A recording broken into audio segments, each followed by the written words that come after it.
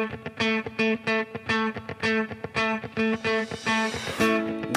to the Unrivaled Man podcast. Thank you so much for being here today. You know, often one of the main things that I help my clients with is discovering some of the blind spots that they have in their leadership and that they have in some of their relationships with people in their lives, whether those people be employees at work or whether they be themselves personally, not seeing themselves clearly or what's happening in their own lives, as well as their relationships with their wives, their children, and other important people in their lives. Now, blind spots are often the things that are most dangerous in our lives because we can't see them. That's the very definition of a blind spot. We can't see it. We can't see it for ourselves. So we often need someone else to help us to be able to see the blind spot that might be plaguing us. So when I ask a client if they've ever struggled with perfectionism or if they have perfectionism tendencies, it's very funny because often they will say, "Oh, absolutely not. Have you seen my truck? It's a disaster. It's a mess." Or, "Hey, if you saw my desk, you would know I am not a perfectionist." Or, "You see what I'm wearing today? I mean, do you think if I was a perfectionist, I'd go out of the house this way?" You know, whatever number of different comments people will come back to prove they are absolutely not a perfectionist. And they do not have this issue with perfectionism, right? They're a mess or whatever they might say. And it's funny because we'll often say the same thing. I often say the same thing about myself. Oh yeah, I'm not a perfectionist. And until I managed to get a little bit deeper and look a little bit further to realize, wow, actually there are parts of my life where maybe I do have a blind spot or two. And you start realizing, okay, maybe there are places in my life where I am trying to have things be a little too perfect. And there are some reasons why. So today we're going to talk about the reasons why this might be happening to you and the reason why you might be listening and thinking, this doesn't apply to me. I don't struggle with this.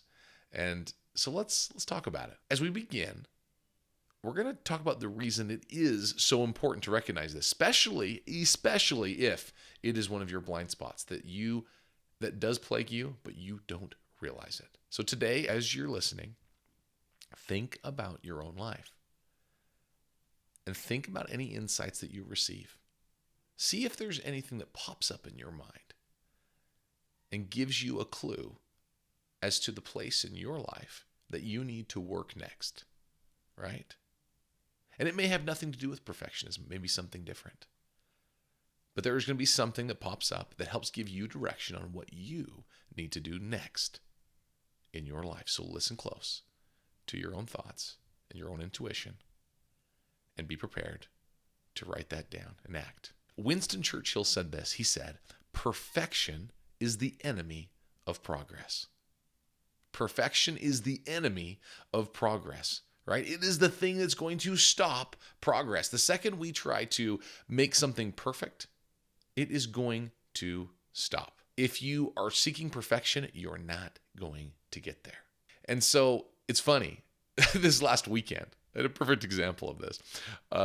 My wife, who is an incredible baker and creator of all things, was making a birthday cake for my now 4-year-old boy.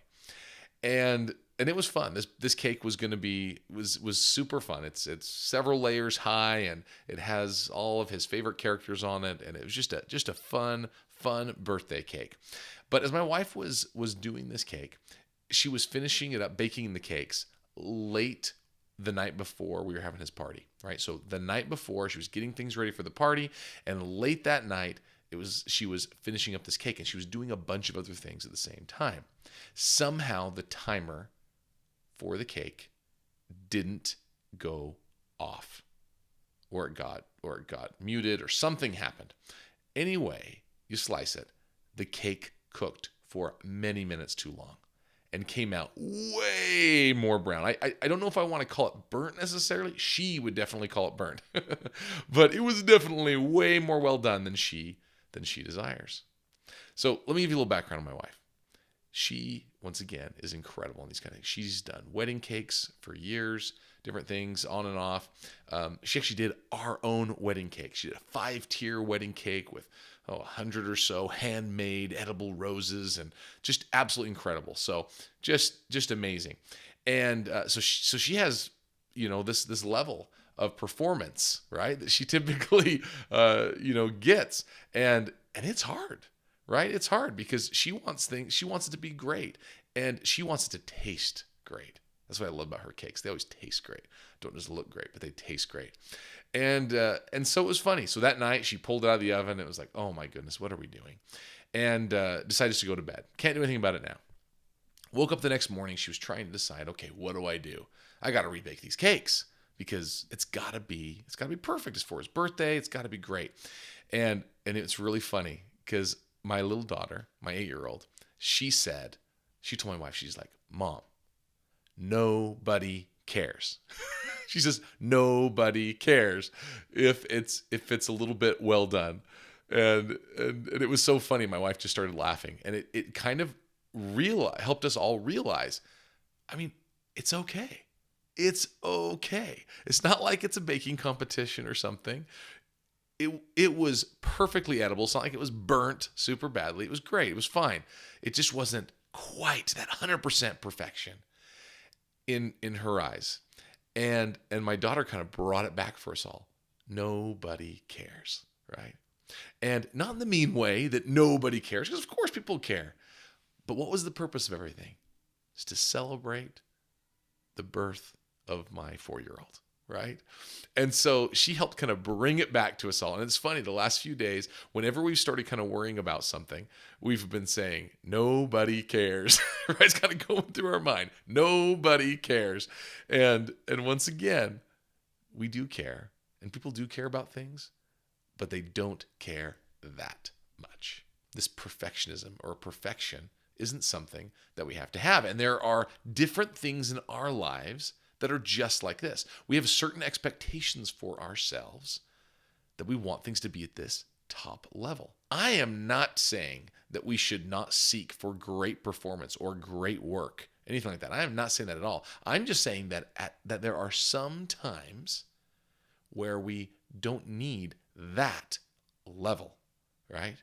It doesn't have to be absolutely perfect, because otherwise we are going to be wasting a ton of time and stopping progress and moving forward with life. In the cake example, if my wife had to make another cake, get it all ready, clean up all of that, cook it, wait for it to cool so she could decorate the cake, it would have pushed everything and made it so much more stressful on his birthday. But in the end, it turned out great. No one said a thing. Many people actually commented that it was one of the best cakes they've had. And so it's one of those things that sometimes our perfectionism that we may not even realize we have is stopping us from progress and causing extra stress that we don't even need. So what is stopping your progress and your momentum in life? What are the things that you are still spending more time on than you need to? You can do something good enough to get it done and move on. And then guess what? If it's important, come back and refine it later. I'm not saying don't provide great products or great performance or doing exceptional work on things. I'm not saying that at all. I'm just saying there are some times when getting it done is good enough for now, right? In order to make the progress and continue having momentum. And you're the one that can see this in your own life. You know when it's needed. But perhaps there are times that you are fooling yourself into thinking that something right in front of you is better for it to be perfect versus not done at all. Because sometimes that's the answer in our minds. We're waiting for it to be perfect, so we don't do it at all. And I'm submitting that having it done perhaps is better than seeking for perfection. So once again, what is stopping your progress and momentum? Do you have any projects, right, at work or otherwise, that have never quite made it off the ground? You know they would be great. You know there would be something, that this would be something that could take you to another level or help you get more business, whatever it might be, but it never quite makes it there because you're waiting for it to get fleshed out better instead of just acting. Action is often the way to help make sure things are good and to help refine your ideas, right? Actually getting it out there lets you know if it's even worth spending the extra time. There's lots of different things. So do you have potential customer maybe that you have not reached out to because you wanted to make sure that you had some new project underway or some new product, or you wanted your website to be updated or something new to happen, or some other excuse that we tell ourselves before we act? We give ourselves excuses, and this is just a form of perfectionism, right? It's a form of perfectionism. You want things to be perfect before you make this step. There are so many different chances, so many different opportunities. Action is what we need. Action is what we need. Do you have intention to improve some part of your life, but you never quite get to implementation? Have you had that? You have those intentions, those good intentions, right? But you never quite get to implementation. You know it's something you need to do. You have that feeling over and over. That thought comes to your mind again and again over time that you need to change this thing, and you don't. You wait for the perfect time, but that time never comes. There's a quote by a man by the name of Michael Law, and he said this. He said, "At its root, perfectionism isn't about a deep love of being meticulous. It's about fear. Fear of making a mistake, fear of disappointing others, fear of failure, fear of success." Do any of those ring true to you? Do you struggle with any of those things?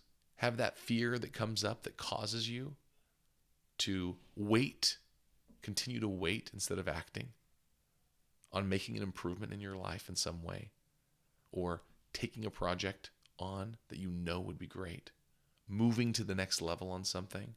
Part of becoming an unrivaled man is freeing ourselves from the comparison of others. Unrivaled means no competition, no comparison. To become a man that is not comparing and competing with others in that way, right? So we can free ourselves from this, because the only reason you would have fear is if you're comparing yourselves to someone else. Another strategy for this that I love it comes from Dan Sullivan, strategic coach. He says this. He calls it the 80% approach. And you may have heard some version of this in the past.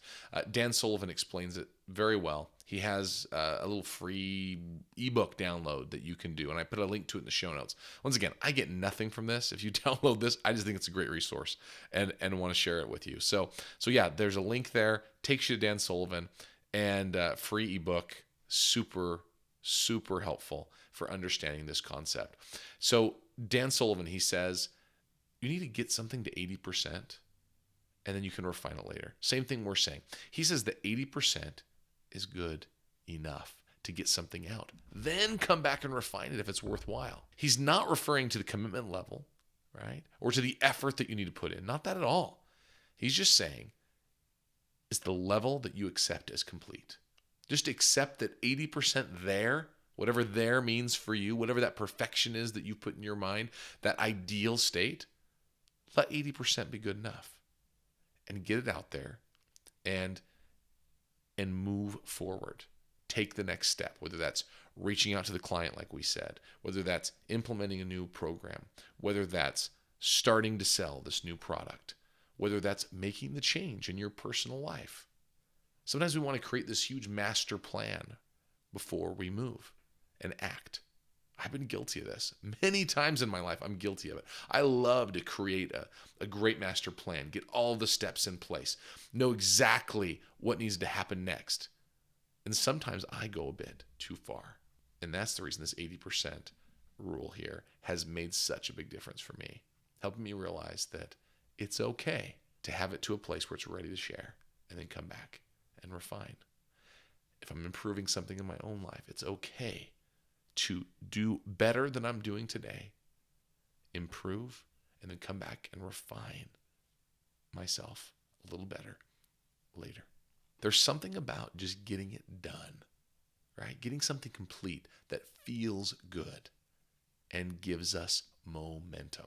Because I often hold myself to an unrealistic standard, right? That's that perfectionism. I hate to call it perfectionism because I don't want to be a perfectionist in that way either.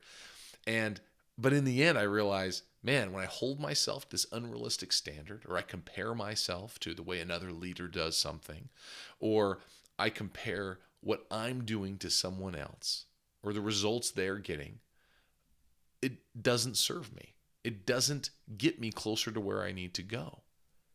It's just a form of perfectionism that is fear, in the end, of failing, or fear of not living up to a standard of someone else, or a standard that I have set for myself, perhaps even an unrealistic standard. Here's another view on perfectionism. So Tiago Forte, he is the founder of Forte Labs. Now, Forte Labs is a company that helps people with all types of things, but primarily knowledge management, personal knowledge management, PKM it's called. And Tiago Forte is the creator of something called the Building a Second Brain system. And it's really interesting. And if you ever want to go down a rabbit hole, go ahead and type in Building a Second Brain or PKM or Personal Knowledge Management, and you can go down a rabbit hole of information and YouTube videos and tools and all kinds of things. And it's very interesting, especially if you're a nerd like me on this kind of stuff. I love different tools. I love being able to organize the knowledge that I consume and that I capture. And Tiago is brilliant on these things. So if you're a geek like me, you want to know some more of these things, go ahead, send me a message. I would love to help you get more information on this. But I want to share something from Tiago, because Tiago was talking about, gathering knowledge in his little niche. And he said this, because he recognizes that we have a finite time to consume information and knowledge. And he said this, he said, perfectionism is the illusion that all details matter equally. Now, I love that, because he is talking about gathering personal information and compiling it into a way that you can use your information, right? That's why he calls it a second brain. But when I heard that, I started thinking about it in terms of improving myself, trying to become the leader and the man that I want to become. And I realized that in my life, if I allow all details to matter equally, then I got a problem. That is the perfectionism, right? That's me trying to make everything important all of the time. And it doesn't work. When you're trying to balance your life, right? And I do that in air quotes, right? Balance your life.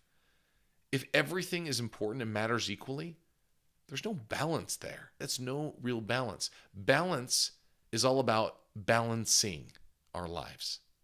And so balancing comes by putting more effort in the place where it is most needed, where it is most necessary.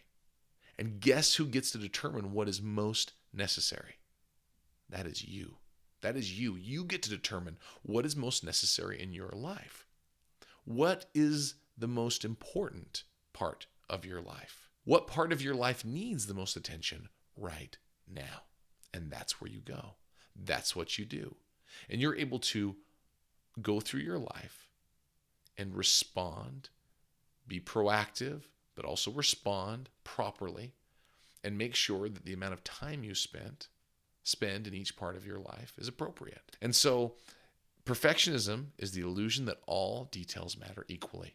So if your actions are showing that everything matters equally, it's going to be really hard to prioritize what's happening in your life, because that's not prioritizing. If you're trying to just allow and react to whatever comes to you without having a filter, right? A filter where you can say, this is what's most important, this is what isn't, what truly matters, that is when you're going to be able to make those decisions quickly and move along. But only once you have very clear in your mind the vision of who you want to become, what type of leader you want to be, what type of father you want to be, what type of husband you want to be, the way that you want your company to run, the success you want to have.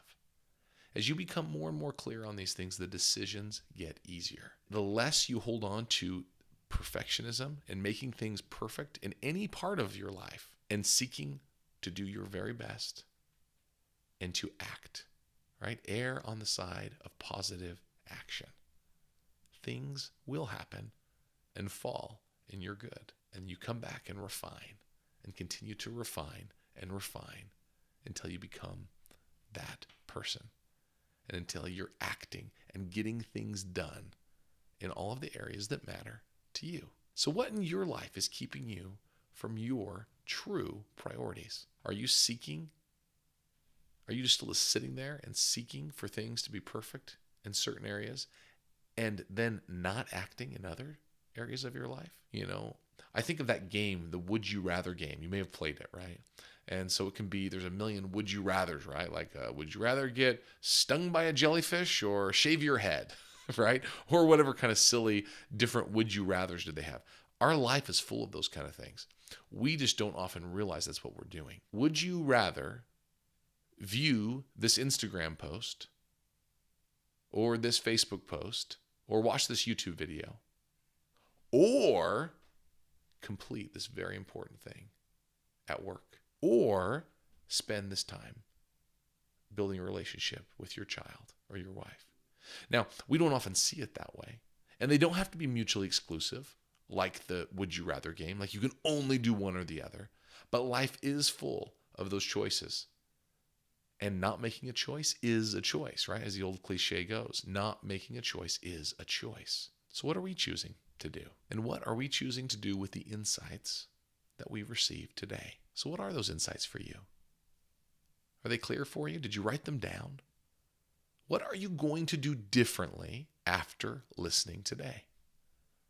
Did you begin to discover a blind spot that you didn't even realize was there? Is there something that's holding you back that you didn't even know, but it's becoming clear?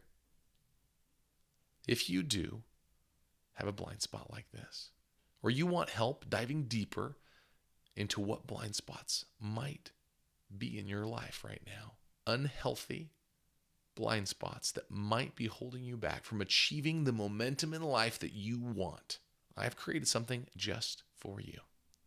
So go to unrivaledman.com and go through my Unrivaled Momentum Quick Start training, where you will come away with very specific strategies for taking on the blind spots in your life and in your business.